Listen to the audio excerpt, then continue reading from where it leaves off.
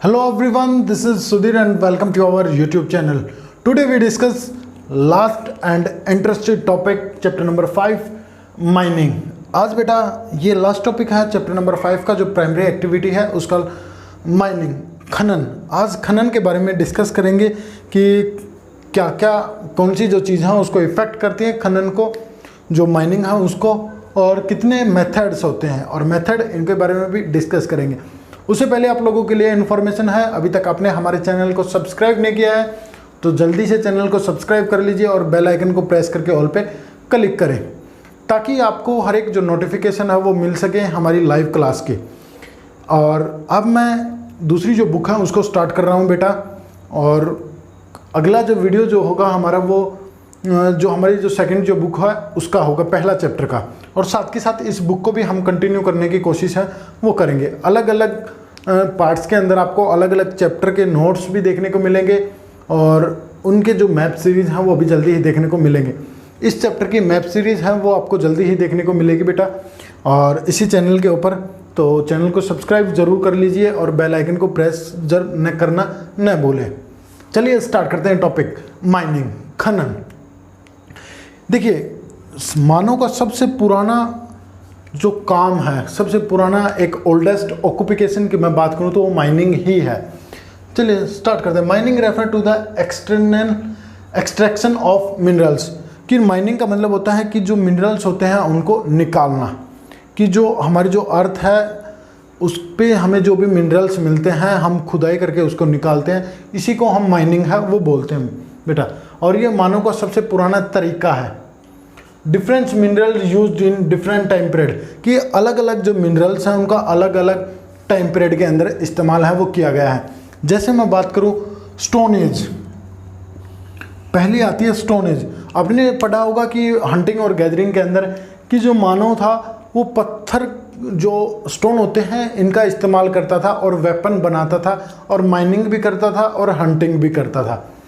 तो उस एज को बोला गया है स्टोन एज, कि मानव ने क्या किया कि जो स्टोन होते हैं, जो पत्थर होते हैं, उन्हीं को अपना वेपन है वो बना लिया, औजार है वो बनाए, सिर्फ किसके? स्टोन के। तो इसलिए उस टाइम पीरियड को क्या कहा गया है? स्टोन एज कहा गया है। दूसरा था ब्रोंज एज या फिर कॉपर एज, कि जैसे जैसे मानव को थोड़ा ज्ञान होना स्टार्ट हुआ, जैसे जैसे मानव बुद्धिमान होना स्टार्ट हुआ तो उसको मेटल के बारे में पता चला, और जो पहली जो मेटल थी उसने इस्तेमाल किया वो थी कॉपर। तो उसने कॉपर की जो चीज़ें हैं वो बनाई, चाहे वो हंटिंग के लिए हों या फिर गैदरिंग के लिए या फिर माइनिंग के लिए। तो इस टाइम पीरियड को बोला जाता है ब्रोंज एज या फिर कॉपर एज। चलिए, ये आपने 6-7 की हिस्ट्री है उसके अंदर पढ़ा होगा। और लास्ट है, और जो मॉडर्न जो टाइम है ये है आयरन एज, क्योंकि हम हर एक चीज़ के अंदर जो आयरन है इसका इस्तेमाल करते हैं, चाहे वो कितनी ही बड़ी हो और कितनी ही वो छोटी ही क्यों ना हो, तो हर एक जगह हमें जो आयरन है इसका इस्तेमाल करते हैं। तो और जो मशीनें जो बनी होती हैं हमारी माइनिंग के लिए वो आयरन से होते हैं, तो इसलिए हमने क्या कहा है, इसको आयरन एज है वो कहा है। तो मॉडर्न आज के टाइम में कौन सी एज चली हुई है बेटा? वो चली हुई है हमारी कौन सी? Iron age. तो ये याद रखना आप, कौन सी एज है? ये है आयरन एज। अगला जो टॉपिक है फैक्टर अफेक्टिंग माइनिंग एक्टिविटी।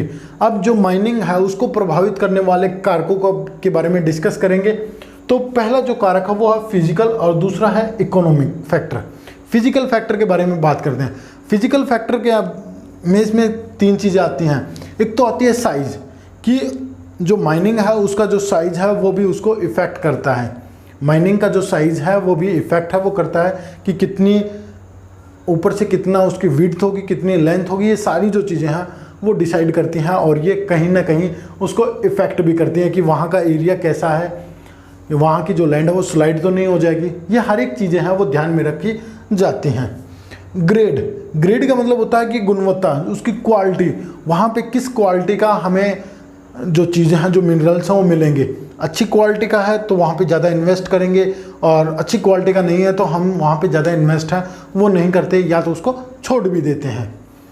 अगला आता है, लास्ट है इसमें, mode of occurrence of the minerals deposition, कि वो किस अक्रेंस का मतलब होता है कि वो किस तरह से वो डिपॉजिट है, किस तरह से डिपॉजिट है। एक तो अलग अलग हों या कितना हमें वहाँ पे मिलता है, तो ये भी सारी चीज़ें हैं वो इफ़ेक्ट करती हैं।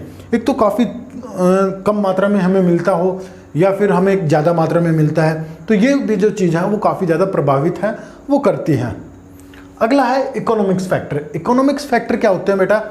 आर्थिक कारक, जैसे कोस्ट, जो कोस्ट है वो भी प्रभावित करती है। यदि ज़्यादा जो सरकार है ज़्यादा इन्वेस्ट करेगी तो वहाँ पे टेक्नोलॉजी अच्छी इन्वेस्ट करनी पड़ेगी, टेक्नोलॉजी में इन्वेस्ट करना पड़ेगा और हम ज़्यादा डीपेस्ट, मैं कह सकता हूँ कि जो माइनिंग है वो करेंगे, खुदाई करेंगे, और जिसके कारण हमें जो आउटपुट है वो भी ज़्यादा मिलेगी।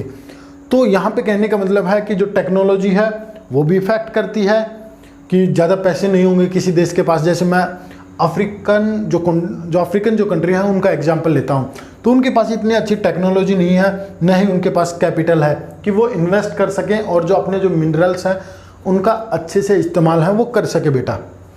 ट्रांसपोर्ट सिस्टम एंड लेबर, ये भी सारी जो चीज़ें हैं ये इकोनॉमिक्स फैक्टर के अंदर आती हैं और माइनिंग को इफ़ेक्ट करती हैं।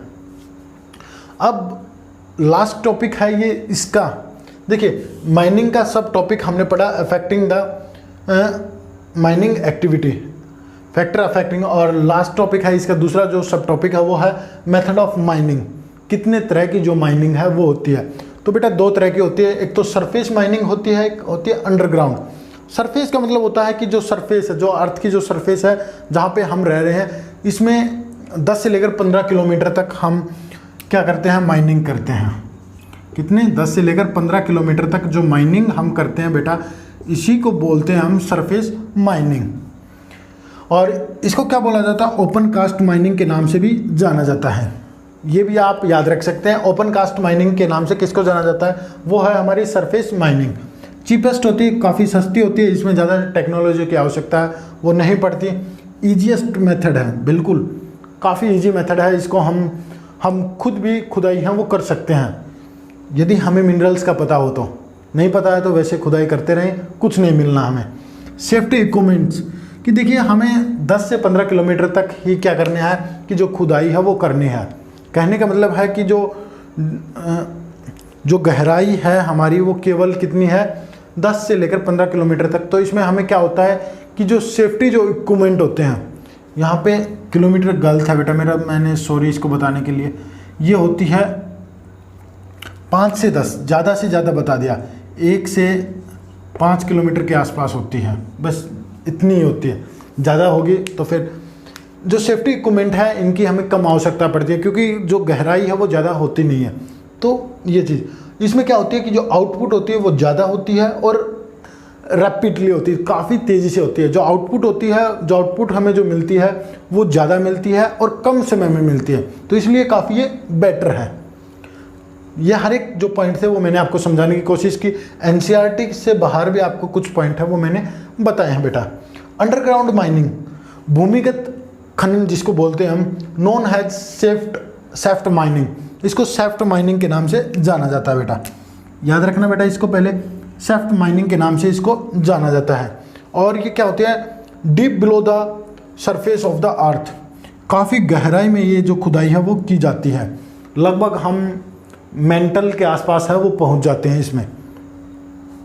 ट्रांसपोर्ट एंड कम्युनिकेशन, इसमें काफ़ी इंपॉर्टेंट रोल हम वो अदा करते हैं। ट्रांसपोर्ट और कम्युनिकेशन सिस्टम काफ़ी बेटर होना चाहिए। देखिए ज़्यादा इन्वेस्टमेंट है वो की जाती है इसमें ट्रांसपोर्ट और कम्युनिकेशन पे। कि ट्रांसपोर्ट पे क्यों? क्योंकि जो लिफ्टें हैं वो लगाई जाती हैं, नीचे से जो भी मिनरल्स या मैं कहूँ कि जो लेबर है या फिर जो वर्कर हैं उनको ले जाना, उनको ऊपर लाना, और जो मिनरल्स हैं उनको बाहर लाना, ये सारी जो चीज़ें हैं वो ट्रांसपोर्ट के द्वारा होती हैं। अंदर से मैसेज पास करना, ये सारी कम्युनिकेशन के द्वारा होती है। ये तो है नहीं कि वो वहाँ से नीचे से बोलेंगे और हमें सुनाई देगा, ऐसा नहीं है बेटा। वो क्या करते हैं, यहाँ पे जो कम्युनिकेशन सिस्टम है वो काफ़ी बेटर होता है, अंदर से मैसेज है वो दिया जाता है। और इसमें क्या होती है, वर्टिकल क्या होती है कि जो वर्टिकल जो खुदाई है, जो माइनिंग है वो की जाती है और काफ़ी गहरी होती हैं। ये खासकर हमें जो कोल माइनिंग होते हैं उनमें देखने को मिलेंगे। रिस्की मेथड, ये काफ़ी ज़्यादा रिस्की मेथड है। अभी मैंने आपको बताया कि ये काफ़ी गहराई तक इनकी खुदाई हो की जाती है। तो देखिए, एक तो लैंडस्लाइड का हमें खतरा बना रहता है, काफ़ी बार आग भी लग जाती है, फ्लड भी आ जाती है। फ्लड आने का मतलब है ये है कि जब बारिश है वो हुई तो पानी है वो भर जाता है उनके अंदर। तो ये चीज़ें हैं। और जो गैसेज हैं, जहरीली जो गैसेज हैं वो भी यहाँ से जैसे खुदाई करेंगे तो वहाँ से निकलती हैं। तो कोई ये काफ़ी ज़्यादा रिस्की मेथड है माइनिंग का। और जबकि ये तो क्या था, ये चीपेस्ट था और ईजीएस्ट मेथड था। इसमें ऐसा नहीं है बेटा। सेफ्टी इक्विपमेंट हाई रिक्वायर्ड, इसमें जो सेफ्टी के जो इक्विपमेंट्स होते हैं वो काफ़ी ज़्यादा अधिक मात्रा में इनकी हमें आवश्यकता है वो पड़ती है बेटा। एग्जाम्पल कोल माइन, इसका एक सबसे अच्छा एग्जाम्पल है कोल माइंस कि जो हमें झारखंड, छत्तीसगढ़, उड़ीसा, मध्य प्रदेश के अंदर देखने को मिलती हैं बेटा। तो ये था हमारा माइनिंग का जो टॉपिक था वो कंप्लीट हुआ बेटा। आशा करता हूँ आपको वीडियो अच्छी लगी होगी। लाइक करें, शेयर करें और अपने दोस्तों को भी इस वीडियो को शेयर करें ताकि वो भी एक अच्छे मार्क्स लेकर पास हो सकें। तो बेटा आज के लिए बस इतना ही था और मिलते हैं बेटा नेक्स्ट वीडियो के अंदर नेक्स्ट चैप्टर के साथ। आज के लिए इतना ही। Thank you.